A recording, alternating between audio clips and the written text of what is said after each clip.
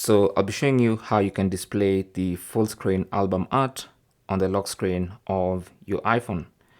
Now I'm currently using the iPhone 14, but you can use this for, you can do this for any iPhone running at least iOS 16. So what you need to do is go to either Spotify or Apple Music and then play the song you want to play. So let's, for instance, play this song, okay? So with the song playing, obviously I've muted the volume. You can now go back to the lock screen. And if you tap on it, you can actually see, maybe it's like that.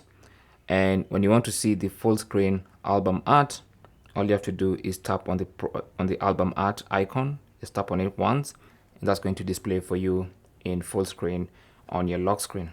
Okay, so from now on the lock screen, you'll be seeing the full screen album art of the song that's playing. Thanks for watching. Leave your comments and questions down below, and good luck.